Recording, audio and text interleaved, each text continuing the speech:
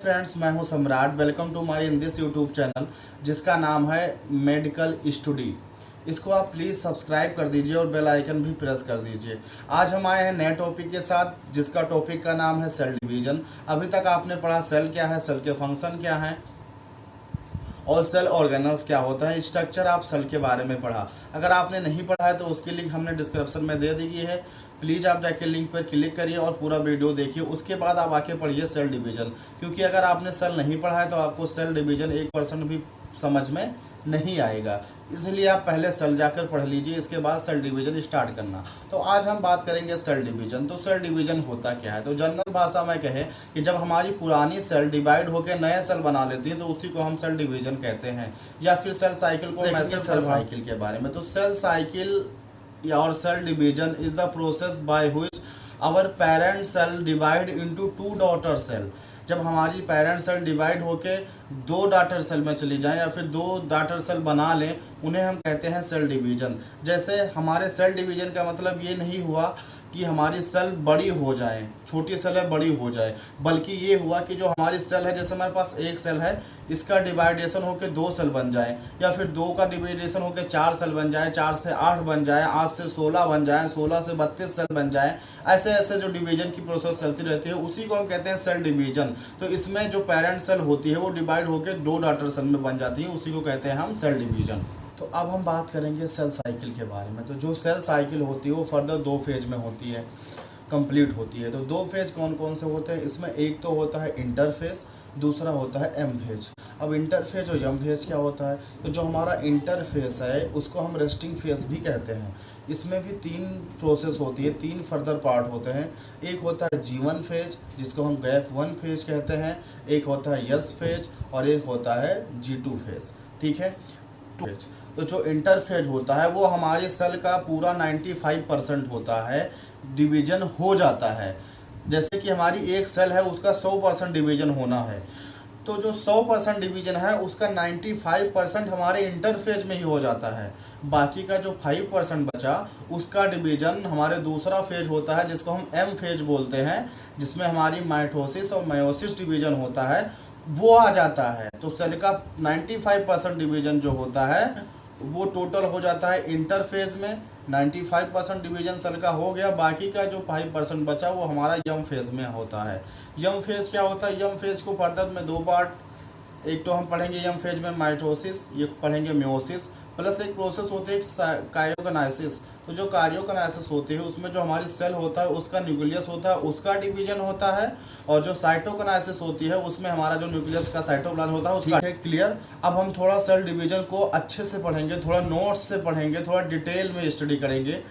इससे पहले अगर आप हमारे चैनल पर नए हैं तो प्लीज़ चैनल को सब्सक्राइब कर लीजिए और बेल आइकन ज़रूर प्रेस कर दीजिए। तो चलिए स्टार्ट करते हैं हम सेल डिवीजन को।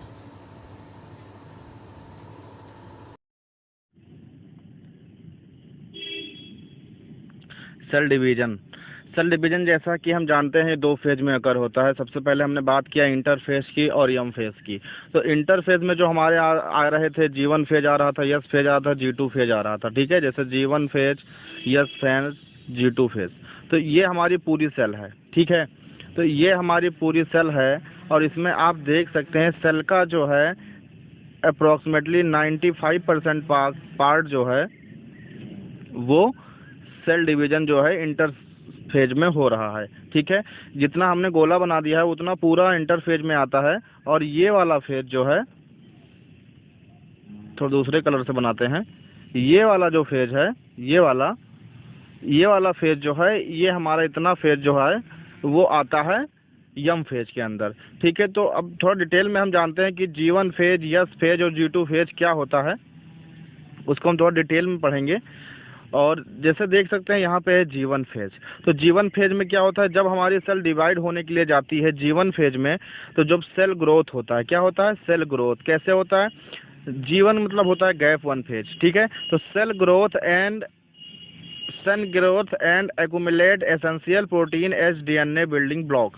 इसमें क्या होता है G1 में जो हमारी सेल होती है, सेल का डेवलपमेंट होता है, मतलब सेल बढ़ती हैं, इनका ग्रोथ होता है। फिर आ जाती है सेल हमारी एस फेज में। इसमें कितना टाइम लगता है, इसमें 6 से 8 घंटे लगते हैं, इसमें 6 से 12 घंटे लगते हैं। ठीक है, पूरा 24 घंटे का है सेल डिवीजन में, 24 घंटे में हमारी सेल डिवाइड होती है। तो जीवन फेज में हमारे 6 से 12 घंटे लगते हैं ग्रोथ होने में सेल को। फिर जाती है ये यस फेज में। जब यस फेज में जाती है तो यहाँ पर जो हमारा डीएनए होता है, डीऑक्सोराइबो न्यूक्लिक एसिड होता है, उसका रिप्लिकेशन होता है। रिप्लिकेशन मतलब उसका डुप्लीकेशन होता है, मतलब वो 2C से 4C क्रोमोसोम्स में हो जाते हैं। बट जो डीएनए का जो क्रोमोसोम्स नंबर होते हैं वो सेम ही रहते हैं, क्रोमोसोम्स नंबर में कोई भी बढ़ोतरी नहीं होती है। इसमें क्या होता है, cell start replicates chromosomal DNA result in pair of chromatid at centromeric region. ठीक है, इसमें क्या होता है, डीएनए का सिंथेसाइसिस होता है और डीएनए रिप्लिकेशन होता है।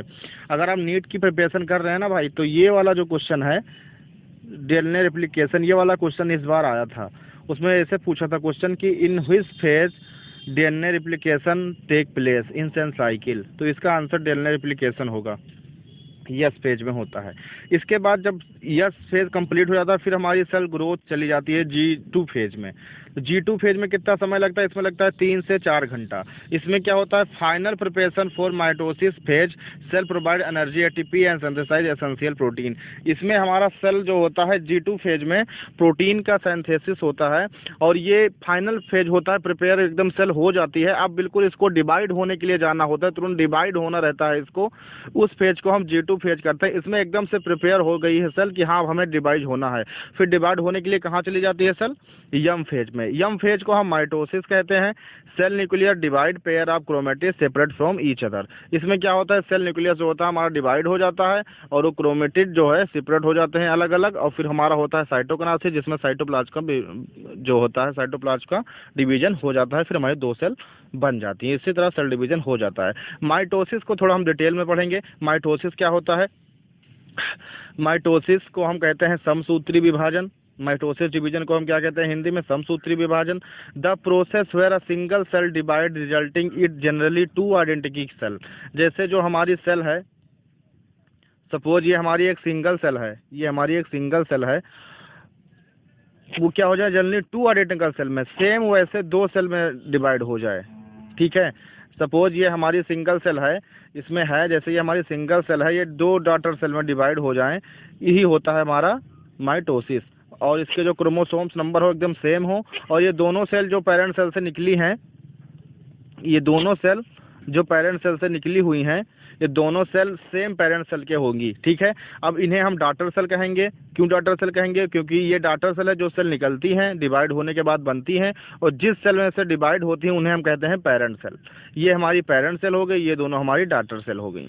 ठीक है, समझ में आया। तो थोड़ा इसको हम डिफिनेशन से समझते हैं कि the process where a single cell divided resulting in generally 2 identical cell each containing the same number of chromosomes and genetic content as that of the origin of the cell। जैसे origin से वो divide होके आई है cell, समझ लो ये हमारी cell है, इससे समझ लो कि ये हमारी सेल है और इससे हमारी 2 सेल डिवाइड होके आ गई। ठीक है, तो सबसे पहले क्या होगा, जैसी ये सेल का नेचर है सेम ऐसी सेल होंगी माइटोसिस में, प्लस जो क्रोमोसोम्स का नंबर होगा इसमें 2n है तो इसमें भी 2n होगा और इसमें भी 2n होगा। ठीक है, डाइप्लाइड नेचर की रहती है सेल और तुरंत अपने जैसे पेरेंट सेल है उससे सेम कॉपी रहती है। ठीक है, रीजन क्या होता है माइटोटिक डिवीजन का, माइटोटिक डिवीजन क्यों होता है, तो माइटोसिस डिवीजन जो होता है सबसे पहले तो मेन रीजन यही कि अगर हमारी ग्रोथ बॉडी में हो रही है तो वो माइटोसिस डिवीजन के कारण ही हो रही है। क्योंकि पहले जानते हैं हम लोग कि जब हमारा फ्यूजन होता है, मेल गैमेट फीमेल गैमेट से मिलता है तो जाइगोट बनता है, सिर्फ सिंगल सेल बनती है जाइगोट। उसी का फर्दर माइटोसिस डिवीजन होते होते होते होते आज हमारा शरीर बन जाता है, इतने बड़े हम हो जाते हैं और अभी भी डिवीजन इसका होता है। तो माइटोसिस डिवीजन रिस्पॉन्सिबल है किसके लिए, ग्रोथ के लिए, प्लस रिपेयरिंग एंड हीलिंग के लिए। रिपेयरिंग हीलिंग क्यों होता है माइटोसिस से, जैसे हमको कहीं इंजरी हो गई, ठीक है, कहीं हमारी कट पिट गया हो तो वहाँ पर जो घाव वगैरह बनते हैं सेल डिवीजन से ही बनते हैं। माइटोटिक डिवीजन वहाँ होता रहता है, तो जो सेल डैमेज हो गई वो अपने आप को वहाँ पे जल्दी जल्दी डिवाइड करके दूसरी सेल बना लेती हैं, 2 से 4, 4 से 6, 6 से 8 सेल बनाती हैं। इसी तरीके से हमारी रिपेयरिंग और हीलिंग होती है। एसेक्सुअल रिप्रोडक्शन, एसेक्सुअल रिप्रोडक्शन में भी माइटोसिस होती है। ठीक है, इसके बाद हम बात करेंगे स्टेप बाय माइटोसिस कैसे होते हैं, कैसे कैसे माइटोसिस होती है। तो जो माइटोसिस होती है कार्योकोनोसिस, उसको हम न्यूक्लियर डिवीजन कहते हैं। तो न्यूक्लियस डिवाइड कितने फेज में होता है, तो यहाँ पर आप देखेंगे सबसे पहले प्रोफेज, मेटाफेज, अनाफेज, टीलोफेज, फिर उसके बाद साइटोकिनेसिस फेज आता है। तो इसको हम डिटेल में पढ़ेंगे कि प्रोफेज में क्या क्या होता है, मेटाफेज में क्या होता है, अनाफेज में क्या होता है, टेलोफेज में क्या होता है और साइटोकिनेसिस में क्या होता है। ठीक है, तो हम स्टार्ट करते हैं। जैसे यहाँ पे आप देख सकते हैं ये है हमारा इंटरफेज, माइटोसिस या इंटरफेज है। तो माइटोसिस में क्या होता है, न्यूक्लियर का डिवीजन होता है। तो ये सारी बातें हम न्यूक्लियस के अंदर की करेंगे। ठीक है, इसमें क्या होता है, the nucleus and the nuclear involve are distinct and the chromosomes are in the form of thread like chromatin. इसमें क्या होता है, इंटरफेज में जो हमारे न्यूक्लियर हैं वो हमारे थोड़ी दूरी पर दिखेंगे, उसी में दिखेंगे, और जो हमारे क्रोमोसोम्स है वो एकदम से लपेट जाएंगे थ्रेड लाइक स्ट्रक्चर, जैसे धागे के जैसे। तो इसमें आप देख रहे हैं कि हल्का हल्का धागे के जैसे लपटे एकदम से पड़े हैं। उसके बाद जो हमारा डिवीजन होता है वो प्रोफेज में क्या होता है, तो जो प्रोफेज होता है, द क्रोमोसोम्स अपेयर कंडेंस, जो क्रोमोसोम्स होता है वो कंडेंस हो जाते हैं, मतलब एक दूसरे से जैसे क्रोमोसोम शेप में आ जाते हैं, ऐसे क्रोमोसोम्स हमारे होते हैं ना, तो ये कंडेंस हो जाते हैं, शेप में आ जाते हैं। And the nuclear envelope is not appear, और फिर जो न्यूक्लियर एनवेलप होता है, जैसे ये हमारी न्यूक्लियस की जो लेयर होती है, ये जो हमारी न्यूक्लियस लेयर थी, इसमें देखिए दिख रहा है ना हल्का हल्का रेड कलर का, तो ये जो हमारी लेयर थी इसमें प्रोफेज में खत्म होती रहती है। तो इसमें क्या क्या होता है, दो चीज होते हैं कि जो ये क्रोमोसोम्स अपेयर कंडेंस हो जाते हैं, जो क्रोमोसोम्स होते हैं वो कंडेंस हो जाते हैं, और जो न्यूक्लियर है वो यहाँ पे डिसअपेयर होना चालू हो जाता है। इसके बाद हमारी सेल चली जाती है मेटाफेज में। इसके बाद हमारी सेल जो मेटाफेज में आ जाती है डिवीजन होने के लिए, वो मेटाफेज में क्या होता है, thick coiled chromosomes each with 2 chromatids are line up on the metaphase plate. ठीक है, जैसे ये हमारा मेटाफेज है, तो इसमें क्या होता है, जो क्रोमोसोम्स होते हैं विद 2 क्रोमेटिड्स के साथ, जैसे क्रोमेटिड्स हमने बताया ना कि जैसे ये हमारा क्रोमोसोम्स है, तो ये क्रोमोसोम्स के जो आगे वाले दो हुए ये क्रोमेटिड्स हो गए। तो दोनों क्रोमेटिड्स के साथ ये क्या होता है, मेटाफेज के प्लेट पे अरेंज हो जाते हैं। जैसे ये हमारी प्लेट है, यहाँ पे ये हमारे स्पेंडल फाइबर लगे हुए हैं, तो ये जो हमारे क्रोमोसोम्स है ये बीच में आ जाते हैं। ठीक है, दोनों क्रोमोसोम्स विद 2 क्रोमेटिड्स के साथ साथ। फिर क्या होता है, अनाफेज आता है। एनाफेज में क्या होता है, जैसे देखो अनाफेज में the chromatids of each chromosomes have separate and are moving toward the poles। तो ये जो हमारे स्पेंडल फाइबर्स लगे होते हैं, ये हमारे जो पोल्स हैं, ये दोनों जो हमारे पोल्स हैं ये क्रोमोसोम्स बीच से डिवाइड हो जाते हैं, और जो क्रोमेटिड्स हैं इसके, ये जो क्रोमेटिड्स हैं ये सेपरेट हो जाते हैं, और सेपरेट होने के बाद पोल की तरफ ये मूव करने लगते हैं। ठीक है, ये सेपरेट होने के बाद पोल की तरफ मूव करने लगते हैं। ठीक है, ये क्रोमोसोम जैसे यहाँ पे पूरा क्रोमोसोम्स पूरा था, यहाँ पे ये सेपरेट हो गया क्रोमेटिड्स, ये अलग अलग हो गया और ये पोल की तरफ मूव करने लगे एनाफेज में। फिर हमारा आता है टेलोफेज। फिर टेलोफेज में क्या होता है, ये अलग हो जाएंगे तब the chromosomes are at the pole are becoming more diffuse. तो फिर जब पोल पे आ जाएंगे क्रोमोसोम्स, यहाँ पे जब क्रोमोसोम्स पोल पे आ जाएंगे तो वहाँ पे फिर से पोल से छूट जाएंगे और फिर वो आपस में मिल जाएंगे। तो द न्यूक्लियर इनवेल आर रिफॉर्म, फिर से जो न्यूक्लियस लेयर यहाँ तक गायब थी, अगले फेज में हमारे जो न्यूक्लियस लेयर हट गई थी ये रेड कलर वाली, ये फिर से दिखने लगेगी। देखो यहाँ पे फिर से दिखने लगेगी। ठीक है, और साइटोप्लाज्म में भी डिवाइड, और जो साइटोप्लाज्म है देखो यहाँ पे इसका भी डिवीजन चालू हो गया। अब साइटोकाइनेसिस क्या होता था, division into 2 daughter cell and complete. फिर ये जो साइटोप्लाज्म होगा वो 2 न्यूक्लियस इधर उधर हो गया, अब ये साइटोप्लाज्म बीच से डिवाइड हो जाएगा, तो यहाँ पे 2 सेल प्रोफॉर्म हो गई। तो ये साइटोप्लाज्म डिवाइड होकर 2 सेल बना ली। कैसी बनाई, ये सेल जो बनी वो 2n नंबर से बनी, जैसे कि हमारी पेरेंट सेल थी उसी से 2 सेल हमारी बनी, सेम पेरेंट की कॉपी। ठीक है, तो माइटोसिस समझ में आ गया। ठीक है, क्लियर। इसके बाद हम बात करेंगे मियोसिस क्या होता है। मियोसिस भी सेम ही ऐसे होता है, बस उसमें मियोसिस फर्स्ट और मियोसिस सेकंड होती है। उसमें जो क्रोमोसोम्स नंबर होते हैं वो हाफ हो जाता है। ठीक है, तो उसकी बात हम आगे लेक्चर में करेंगे। अभी तक के लिए इतना ही। तो प्लीज़ चैनल को सब्सक्राइब कर दीजिए और लाइक कर दीजिए, और हमारी डेली वीडियो पाने के लिए बेल आइकन दबाना ना भूलें। Thank you.